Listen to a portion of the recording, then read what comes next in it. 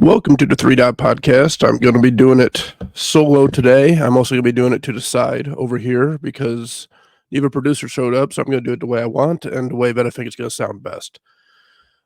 John was supposed to be here today. Will is on suspension. I'm going to get to all the Will issues that we have going on, but Will is currently on suspension, so that's why he's not here. John was supposed to fill in, and John said last night he was good for 9:30. As I'm recording, it's 10:20. Wait as long as I could, but it's not going to work. That is not going to work. So I'm going to go ahead and do it solo because I'm not going to do 2 straight weeks of missing a show just because our producer didn't show up. Almost did a solo one last week, decided not to at the last minute, really just to make Will feel worse about it. But I will say that part of me also didn't want to, I'm not going to lie, but sometimes I sit here and I'm like, I don't know if I should keep doing this. Just not getting all fucking deep and stupid, but literally just like it is work, you know, you gotta think of stuff, you gotta put it together in the right way, which I've been lazy about even that up to this point. But then enough people reach out to you and say, where was the episode? Where was the show? Wanted to show the merch store, which we'll talk about. People are buying shirts, so then it's kind of like, all right, well, people generally enjoy it. Why not keep going with it? And it is something I like to do. It's just, and I feel like that's natural for anything, dude. Is it worth keeping going? And I think there's enough momentum to say yes to that. On top of that, it's been a long 2 days with our pets escaped at 1 in the morning last night. We have a dog and 3 cats. And it's 1 in the morning, our Ring doorbell goes off, and then Haley goes, "Hey, did you?" I'm asleep, and Haley goes, "Did you close the garage door when you came inside?" Fair question, but it happened one time, so I sit there, I go, "Yes, of course I closed it." She goes, "Well, did you close the front door?" And again, I'm like, "Yeah, why not?" She goes, "'Cause our dog's outside, it's on the Ring doorbell." Great. So, throw on a jacket, I'm in a jacket and literally just underwear, and I go out there and sit slides because 'cause I'm trying to find our dog, and he's on our neighbor's porch. I go get him, and then we find out the cats aren't in there.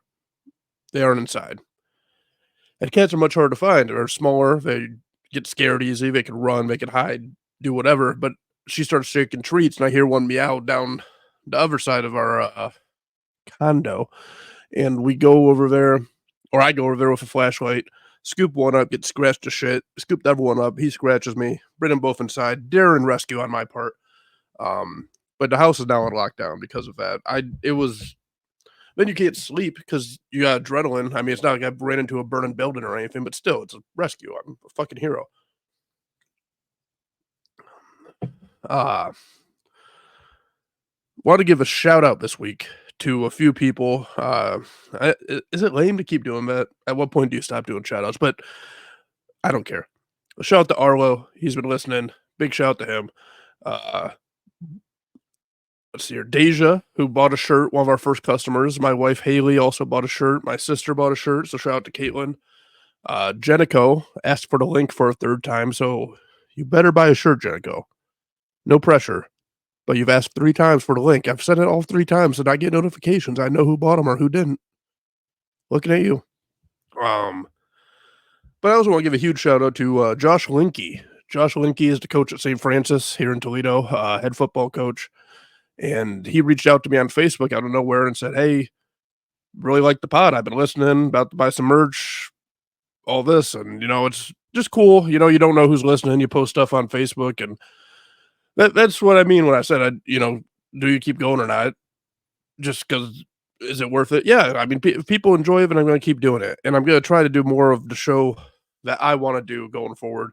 I will get to the Will issues, um, and now we have John issues, but his is more just not showing up. He's the assistant producer, he didn't expect to be actually producing it. That's fine. I don't fault John as much as I fault Will. Will is dead to me at this exact moment. He'll be back alive tomorrow. Um, let's see here. Where do I want to begin? I can take my time. No pressure. I don't have Will in my ear saying, keep going, do this, do that. We'll be authentic today, Will. We'll be authentic. We'll get into algorithm that you like to talk about. I'm not even that mad at Will. I don't know why I keep doing that. But I will get into his problems, but I do wanna start with, I guess a rant, an observation that was inspired, as most things are, by one person, but branches out into a whole thing. I hate old people. Is that provocative? Not old, not like really old. I was raised by my grandparents. I have a lot of respect for them. That age and generation, they were raised by people who were barely self-aware and they made do. Um, my mother, on the other hand, was raised by saints and is mentally ill and currently in hospice. That's not to garner sympathy. Please say that because I don't even know if it's true. Most people hear their mother's in the hospital and they rush in and they reach out to family and they have a moment of togetherness or despair or whatever it might be.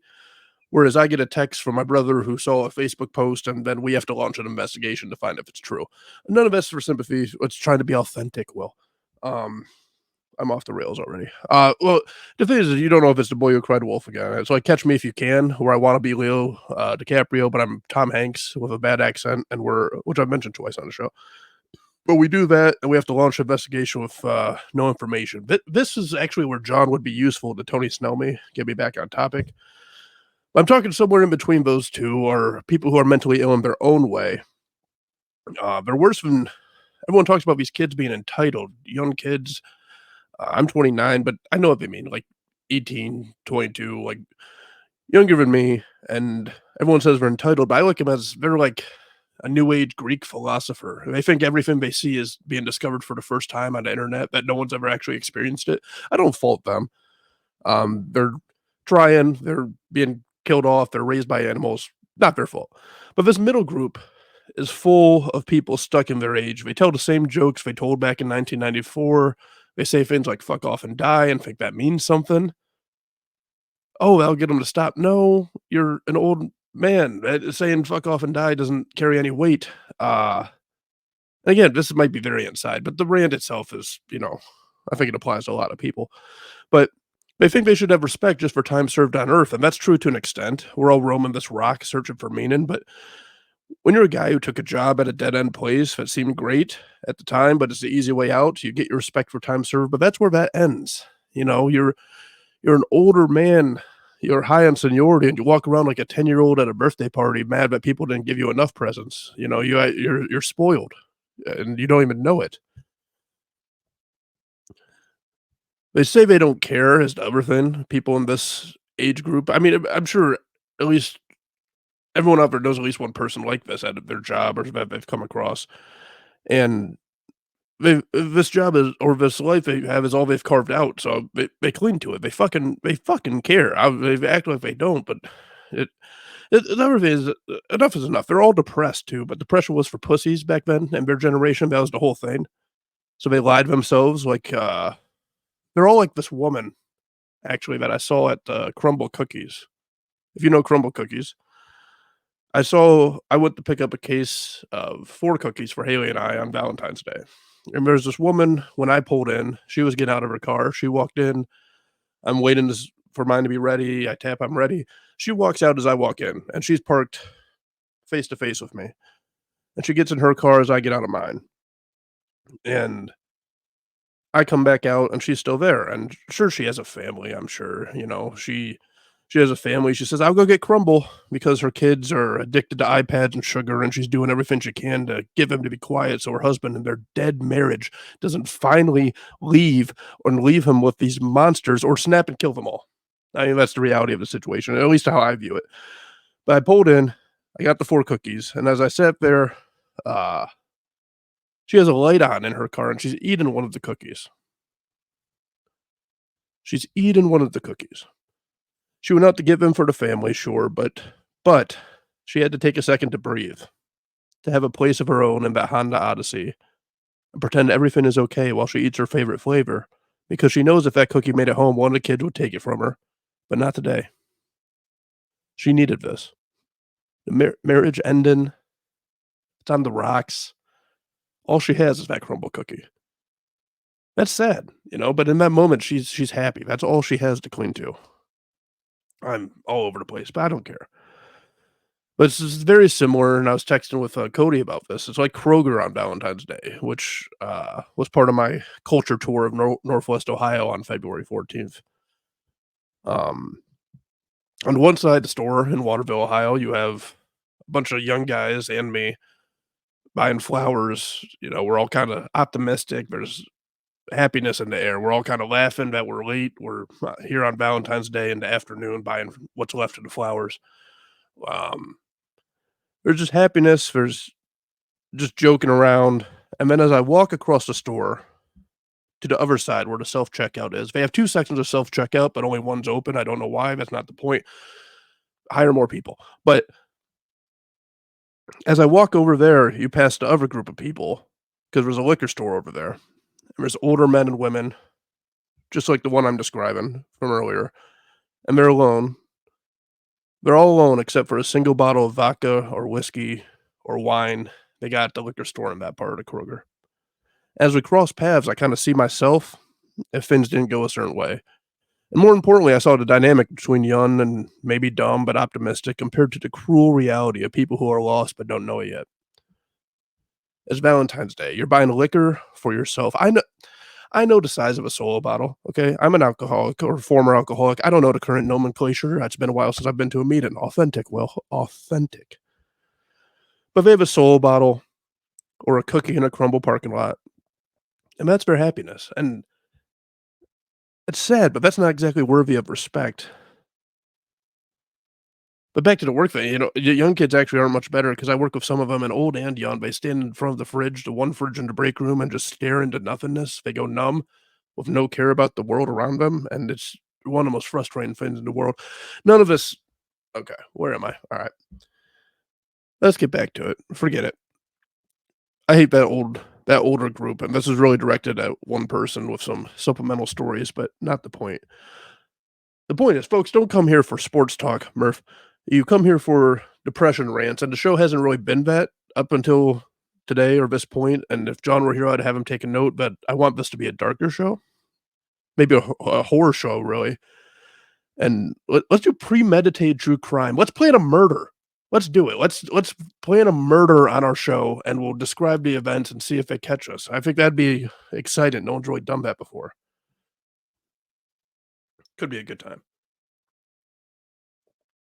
I'm all over the place. Let's go into Will's issue. Should we do the merch store or Will's issues? Is what I would ask a producer right now. Let's do Will. Will missed a show last week. Technically 2 days, but one show. This is a guy who preaches the algorithm, and he said he missed last Saturday. We were gonna record last Saturday for he said he missed it due to work.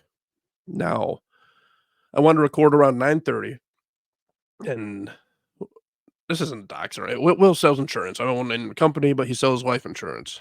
Um, and he texted me, or he read my text at like 10. Tried to call him a few times, nothing. And then he goes, "Sorry, I was putting out fires at work." Was now I don't know about industry, but if you're selling life insurance, I'm not sure how busy your Saturdays are. And if they are, and you got calls or appointments, that's fine. That's whatever. But he said he had to, um, what was it? Deliver a check, a payout on life insurance, which I'm sure that's sad. That's part of your job. But I question if it's true. And I don't mean that to be callous, because if it is true, I have sympathy for that. But I think it's more he just overslept on Saturday. I do. He has a track record of that. And my kind of the whole thing is who doesn't know that you're delivering that check on Saturday? You didn't get the check Saturday. If you're paying out something, you would know that before then. And then you set the plan for recording. You were at the office because you were at home and you delivered it in person, which I also don't think that life insurance agents do. He can correct me, obviously. This could all be wrong, but it's part of the show. Let's talk about it on the show. Um,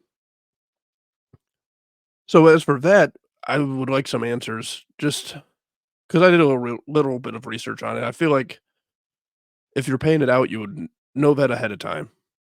I feel like you wouldn't hand it out yourself. If you did, I don't think you would do that on a Saturday and not know about it.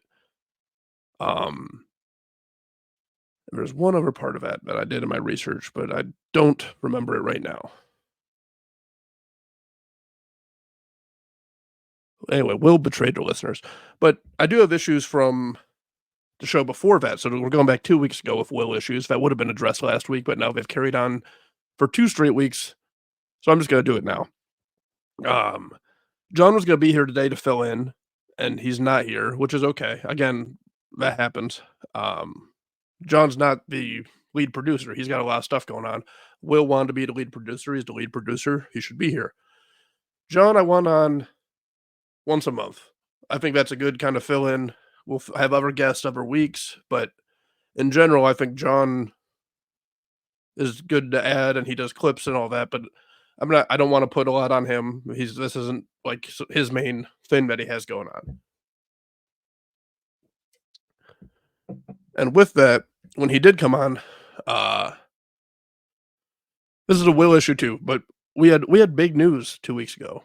We had a breaking story. We are the article. We had Dead to Rights, a story about a a student at a Toledo public school having their grade changed to be eligible for a sports season. That should garner at least some reaction.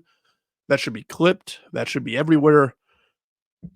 And we'll get to the clip part, but it kind of when John came on became a Kirk wrap up show. And John hasn't been on the show, so I don't fault him for that. He's kind of trying to get his feet wet. He's learning, hey, what's your show about? All that.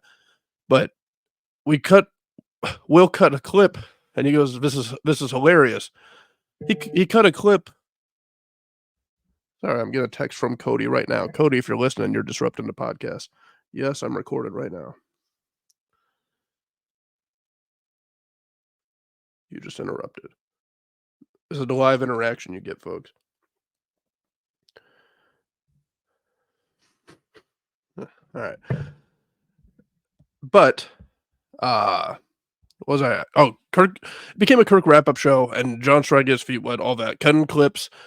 Will cuts a clip of John's saying he doesn't know my real name, which is I'm knew these guys from being in uh like a Kirk community on Twitter and on Discord, and I went by a name to Sharpest Cheddar, which is still a Twitter account out there. But John didn't know that, and that's fine. But what Will anyone who's watching this show knows who I am. That's this whole audience is from me. Like, why would you cut a clip? Like that clip would be for people who don't know the show. Anyone listening to this knows the show. Um, so I'm not that kind of was a little frustrating. He was back in the world of the more of the barstool thing, which along with that we had inside jokes mentioning people who aren't involved with this show at all or that no one really knows. And again, that's I don't fault John for that. He's learning what this is. Will needs to be more assertive in that this is our thing, or my thing, but this is our thing. Um, and he didn't even clip the breaking story. And again, I don't know what that story would really become, but that seems like the biggest takeaway. And all it was I introduced a story. John told a related story, which is fine. We're talking. Then we moved on to Tony Snell, which you know carried us through the episode. I don't fault that. The Tony Snell thing was pretty funny, but you didn't clip the main thing that I wanted to talk about. I emphasized it in the pre-show, emphasized it during the show, and then I let myself get kind of ran over there. So that's my fault too. But in general, that's not exactly what I want it to be. I don't want to be recapping other shows that no one here knows about in our audience. These long gaps are me drinking Diet Coke. If you see the YouTube, you can see that. But if you're listening on Spotify, which 1,000 impressions we're up to, big numbers. But that's what that is. When you're doing it by yourself and you have to fill all the time, your throat gets dry, especially when you've been sick for 7 days. But I'm fighting through it, fighting through adversity. That's what we do here. Uh, let's see here. What else do we have for will issues? I don't think we have much more. Kind of related to the Toledo public school story. I think I may be getting targeted. I was driving the other day on Reynolds Road, and a school bus put out stop sign just to switch 2 lanes in front of me, and then went like 10 miles per hour the whole way, and another bus blocked me in. I don't know. I think it could be paranoia, but they may be sabotaging me. They may have been trying to throw a hint. Um, I'm off the rails anyway, so I have a bunch of just random stories here.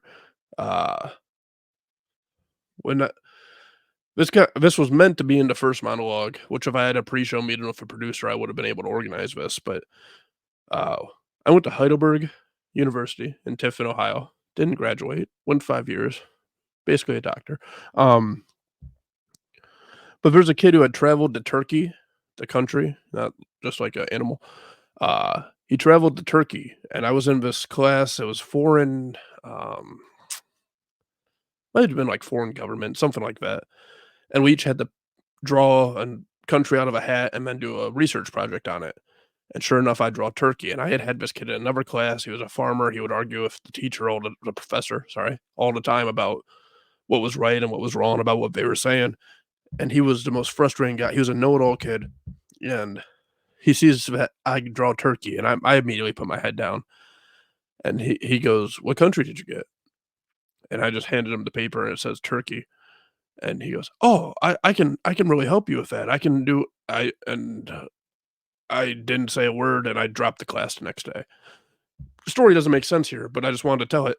Uh, Same with the school bus one. Not really relevant to anything, but it was funny at the time, and I didn't have a chance to organize myself, which I should have. Um, I talked about the merch store, but it is live. If you want a link, hit me up. We also have it linked on, believe on our Instagram. We've tweeted it out at 3 Dot Podcast. You can find us at YouTube, Instagram, Spotify is the 3 Dot Podcast, TikTok at 3 Dot Podcast. All of that is live, but we have shirts, more hats, and one shirt with Phil quote that the cows are hunting you from the episode where we roasted him, which Phil was not happy about. He gets the show, but he was not overly thrilled with that. I believe he said he didn't. Well, he didn't tell me he listened, and I finally go, "Did you listen to the show? Because we want to have you on to defend yourself, which we would have done if Will was here." And he goes, "Yeah, I did. You mean when you, uh, like, rolled me up, kicked me out, and lit me on fire or something like that?" I didn't think it was that bad. If you're bad on the show, we'll talk about you being mad on the show, and you'll be back in to defend yourself. Phil understands that, but I thought it was kind of funny. Um, what do I have here? Oh, I was going to talk about revenue splits with Will, but he's not here, so I'm pocketing all of it. We can negotiate when you get back from suspension. Um,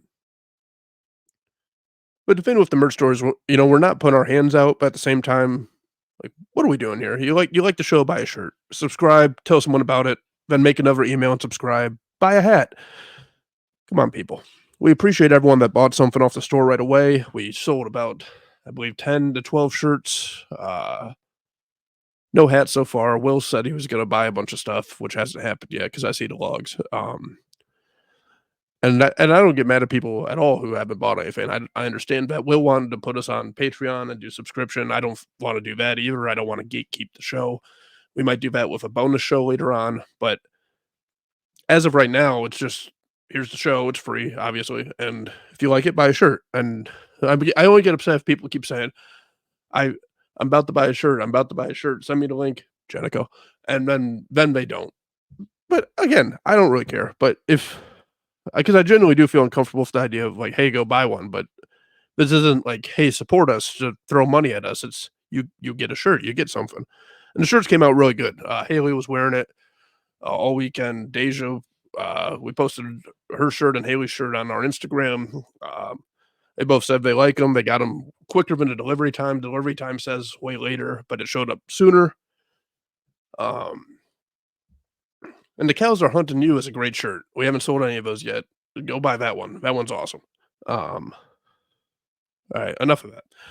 I do have a few things that I would have liked to have had some back and forth with, but we're gonna roll through them. We may do them a little bit shorter. We're already at 24 minutes on a solo show. And you people may be sick of me, but I'm gonna keep going. I'm sick. So, uh, the Taylor Swift obsession as was already going on is crazy, but now it's twofold because now people are obsessed with her on a negative way too. I have a friend who reached out. He's like, "Man, I can't believe how much they show her during the games." Doesn't really matter. I mean, I this is a old example, but I remember like national championship with AJ McCarron, and they kept showing his girlfriend like multiple times, and Brent Musburger was basically jerking off in the press box as he talked about her. But the Taylor Swift thing, I saw a thing that she was on for, like, 40 seconds, maybe, combined, and it's like, she's a big star, I don't really care, it doesn't really detract from the game that she's there, I don't think, and it's getting a whole new audience for the NFL, if that's why they did it, is it rigged? I don't do all that, but the thing is the obsession is crazy on both sides, and I think just in general, she's kind of a poster board for this, but you have young teens who act like it's their job to know everything about her, uh, and I think it could be causing mass schizophrenia because people feel like they actually know her. Now, older people who listen to her, like, they love her, and I get that. I get loving an artist, loving an athlete, hero worship, all that gets talked about, but this is, like, more than that, it's if you say anything about bad about her, the army has to activate, it's like a bunch of sleeper agents out there, and it's like the insanity, and there's hidden messages, and someone's gonna kill someone, and like the Jodie Foster guy who shot someone, Hinckley, something, not the point, but I think it's weird, and I think it shows kind of where we're going as a country. Let's get deep about it. I think that just the obsession, the idea of forming that you forming an army to support someone is bizarre, and I don't think that she's the problem. I think she makes relatable music, and I think people feel like they actually know her, like I mentioned, and that's where it starts, but I don't know where this is because then you close off your mind to any other kind of music, you close off your mind to any kind of discourse. It's all just an echo chamber about how great one person is. I don't think that's a horrible thing, but I do think it's causing mass schizophrenia, and I think most people are schizophrenic anyway. None of this is really documented or researched. This is kind of just what you observe. Um, Diet Coke break. I had something else about her. This is where Will would come in. Um, I do wonder, is smoking crack family friendly? It's a question I had because there's a tweet that went viral of there's a person smoking crack, and there's a guy with his family walking down the street, and he was trying to get them to not smoke crack in the middle of the open street, and people were attacking the dad of this family. And I have sympathy for that. I mean, uh, that could have been my own mother at some point, but nothing goes viral in Ohio except for a Christmas weed. Um, and people would probably just offer her a pipe, but to each their own. Maybe that's what the family should have done, but also maybe he's coming from the right place. It could have been educational. Like, look, kids, don't do this. He handled it wrong, in that regard. But I don't think there's a chance that we've reached a point in society where crackheads are rallying the masses. It's kind of like the Taylor Swift thing. Now it's just anyone on the street. You're going to be smoking crack, and people are going to rally and support you. I have sympathy. Give them help they need, but the idea that they're right for smoking crack in a open public place, I think it was in California, so it's not like it affects me, it's not happening right down my street, but in general, it kinda was weird, like, the social media, it's been said a million times, but who are these people who are out here saying, "Leave him alone, let them do drugs in the middle of the street?" I feel like we've strayed just a long way as a society in that regard. Um, let's see here, what are we at? 28 minutes? 29 minutes?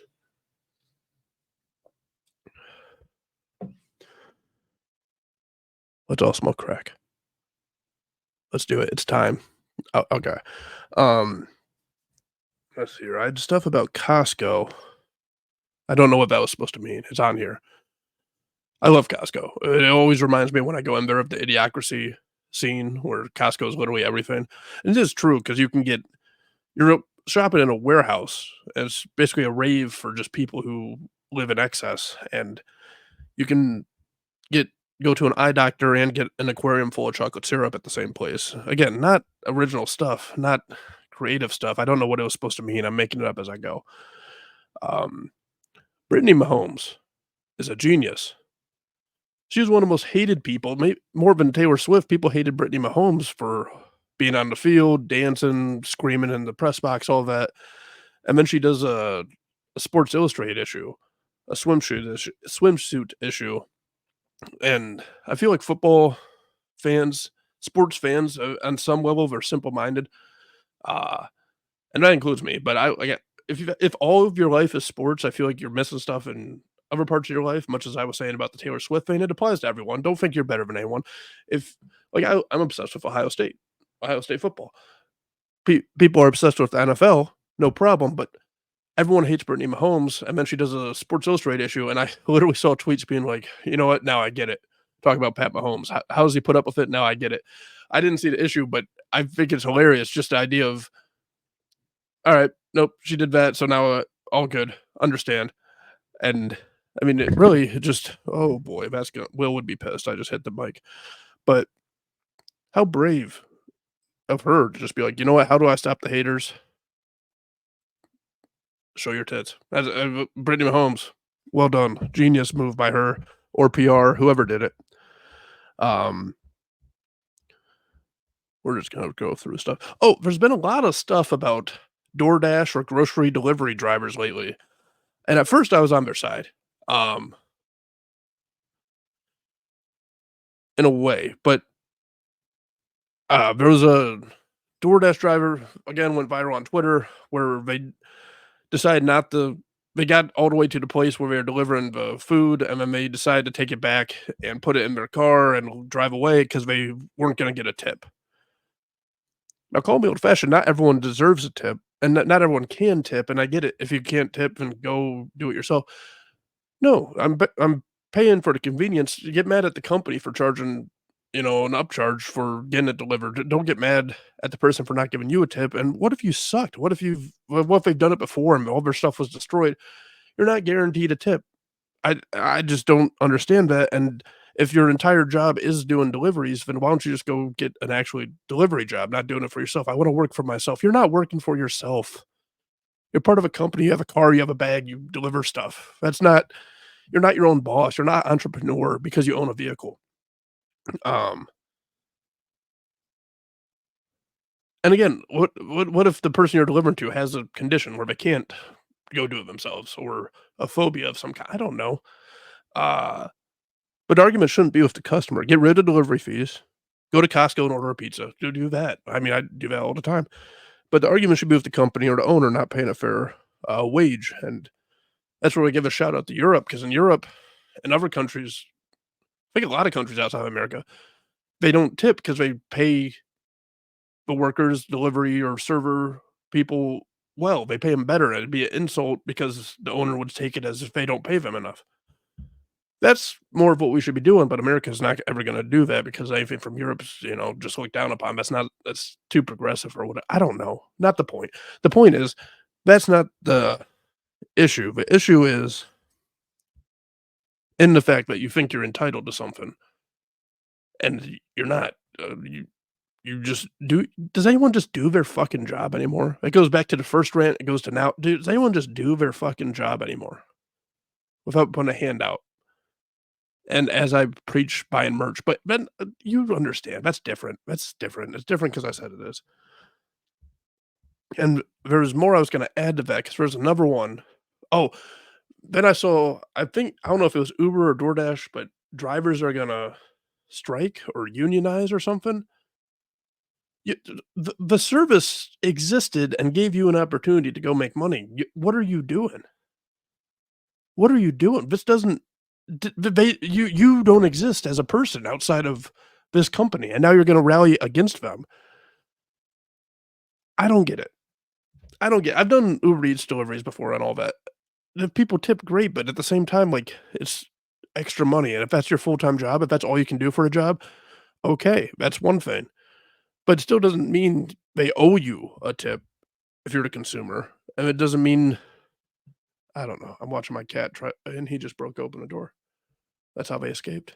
I'm watching it live. Mother of God. We'll get off that. I don't know what else I had for that. Let's see here. We're towards the end of my list because I'm skipping some stuff. I had a whole thing with Ben Franklin, but Will's not here. He was gonna be a big part of that. Doomsday Fish, not even sure what that meant. I think it was about oarfish, which I'm a big fan of. Google oarfish, they're great. Um, oh, We can end with some Ohio State talk. Where am I at? 35 minutes. Okay. So Bill O'Brien took the job as the offensive coordinator. He's now taking the job as the head coach of Boston College. Makes sense. His son has a condition. Bill O'Brien's from Boston. His dream was to coach Boston College, apparently. Way to shoot for the stars, Bill. No, but his son has a rare condition. The best doctors for that are in Boston. This is all the things the reports are saying, and he gets to be a head coach. Go do your thing. I don't hold anything against Bill O'Brien for that. Instead, we now have Chip Kelly coming in, which a lot of people predicted, but I said from the beginning that would make the most sense. Chip Kelly obviously been coaching for a long time. Couldn't really do it as a head coach in the NFL. He was trying to bring the college game to the NFL. He was a good coach at Oregon. There were concerns about his recruiting, and he hasn't been around for a really long time. And I was texting with Anthony about it because Anthony was not a big fan. And for starters, Chip Kelly coached Ryan Day when he was in college. Day then worked for him as a coach, an assistant in Philadelphia, and I believe in San Francisco. So he's part of the coaching tree, and he's bringing him back to be under him. And as it broke down, let me see what Anthony said. I'm looking at the text. Anthony said, obviously, he's an offensive innovator and changed the game, but he also had a big hand in our game plans when we couldn't score against Bama. That's a big mark. I will address that in a second. And he said, he also just doesn't buy it. He thought Chip Kelly wasn't going to come. So this was before Chip Kelly was hired. I said back to him, I don't like the fact that he was part of our game plan when we got just boat raced by Alabama. That's a fact. I mean, that he was a big part of that game plan, and we couldn't do shit. I do worry that with Chip Kelly, has everyone else caught up to the scheme more or less? He was big on the hurry up, go fast, go as fast as you can, hair on fire, spread them out, all that. And I feel like that's across the entire college football landscape now. So I'm not sure what I don't know. I don't know if this is wrong, but I don't know what he will bring to the table that's, you know, different. And even if he just keeps doing the same thing and works with Day on offense, then that's great. And he also worked with Justin Fry at UCLA. So our entire offensive staff is a cohesive unit that all know each other. And I think that alone adds a lot. But he also doesn't scream Big Ten, run the ball, the stuff we've been missing. And after I sent this text, I have done some research. Chip Kelly is a big run the ball guy, but it's from the spread, and that's kind of been our issue is we don't really do the downhill stuff, and we try to be more like Michigan. And Michigan built themselves for that. We weren't built for that. I think we'll be more prepared to do that this year. But even if we're just spreading the ball out and run it with Judkins and Henderson, then that's a great thing. And if you don't like Ohio State, you can skip out on the rest of the episode because I know a lot of people don't like that. That's why I saved it for the end. What I do like is someone they trust to hand it over to and just be a head coach. That was the whole thing with Bill O'Brien. That's why I liked it. That's an experienced coach where Ryan Day can say, hey, this is yours. The same way he did on the defense with Jim Knowles. This is yours. I'm going to be a head coach now. I'm going to focus on the special teams, which has been a disaster when Parker Fleming was there. But that's the big thing is we needed someone they could trust. I think Jason Candle would have been a great hire, but I think that's someone where Day would have said, I need to still call plays. And I'll get to Heartline in a second about the offensive coordinator thing. But Kelly has experience with quarterbacks, high scoring, fast paced play. The same reason that I don't know if everyone's caught up to the system. He's still the guy who really took it to the next level. So he still is that guy. And he was a good recruiter at Oregon. Ohio State has all the resources that he would need. I don't think he needs to be a primary recruiter when we have Heartline. Justin Fry's hitting a stride. Tim Walton, who was promoted to assistant head coach, is a monster on the recruiting trail. Matt Jerry, we'll see. Larry Johnson, 2 more years. Like, the recruiting's going to be there. Warren Knight is promoted to linebacker coach. All of that. Recruiting, I don't think is going to be an issue.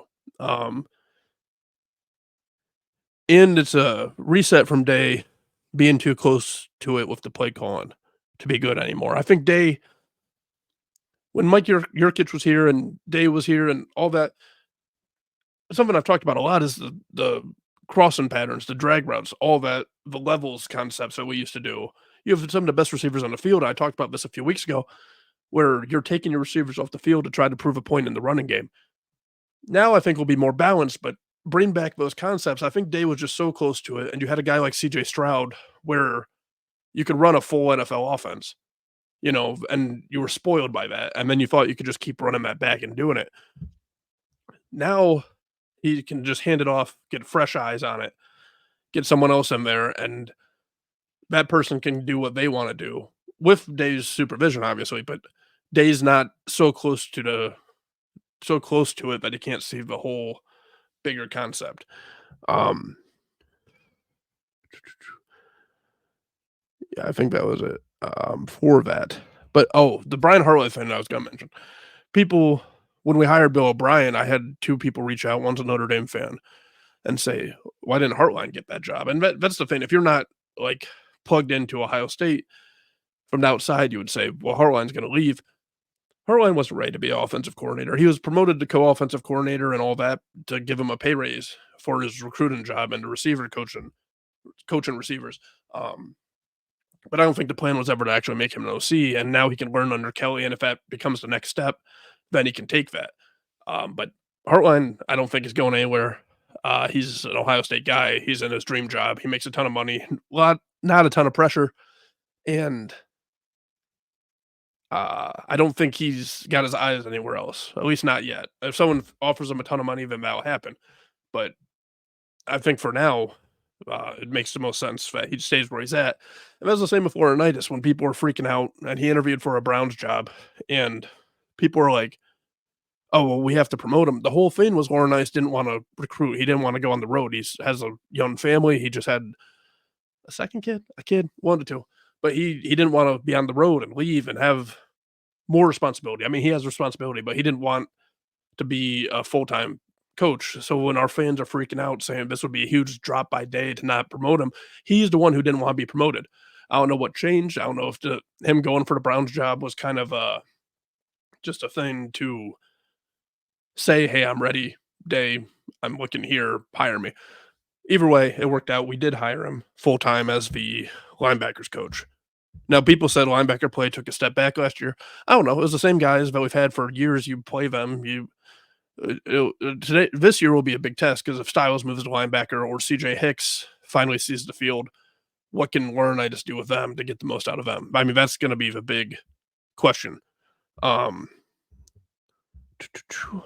also, recruiting conspiracy. There's Ohio State had, I believe, 7 5 stars at one point, and then once the signing day was officially closed, they were down to 2 or 3, and they dropped into rankings like they were number 1. I don't know what this is, but this has been going on for years where Ohio State guys get dropped, like, at the final day of signing, and this might just be paranoia, on my Taylor Swift schizophrenia thing, but I feel like there's been something where guys get inflated, and then once they're at Ohio State, they get dropped into rankings. Don't know, it's just something to keep an eye on if you care about Ohio State. Um, I even went as far I used to say that they would inflate worse players so that Ohio State would go after them, and they were trying to sabotage our roster. That might be crazy. The recruiting conspiracy about dropping 5 stars, less crazy. We'll see. Something to keep an eye on. I had another neighbor story, but I'm not gonna tell that. The Grammys have long gone, so I'm not gonna talk about them. Thanks, Will. Um, DeMar Hamlin. Oh, that was about the comeback player of the year. Flacco deserved it. Not gonna go into that. I had more to discuss, but where are we at? 44 minutes of just me talking to you, monologuing, and I don't know how those first 2 rants are gonna actually sound. I have no idea. Um, I wish I had someone here, if nothing else, to kinda laugh or give me feedback so I can tell if I was in the right direction, but like I said, I want this to be more of a personal opinion show. Why would I do a bunch of stuff? And this is my own fault. We've been doing just surface level stuff. I know Ohio State in and out. That stuff I don't mind talking about. Even though you can get it other places, I like to add something different here, more personalized. Um, talk about stories that other people won't talk about. The Toledo public school story, I think, should have been a big deal. I think that could have been much bigger, and I will talk to Will about clipping that. But in general, the sickness is really getting to me now. But in general, I think this is a thing where this is more of the direction of the show. We have stories, but we'll give more insight to them rather than just, "Did you see this?" And that's something I talked about way back on episode 9, which Chris Dennis is listening to right now. Shout out to him. He's on episode 12 now. He listens to and from work, and that's it. One of our 1,000 impressions on Spotify Flex. But that will do it for this episode, I believe. Hopefully, Will and or John will be here next week. I believe we were going to have Phil on, but he had a show last night, but I tried to get to, but I did not end up making it. So I want to see how that went and get him in to redeem his performance finally. But with that, and I'm getting more notifications, but alas, we will end the show here. This has been the 3 Dot Podcast.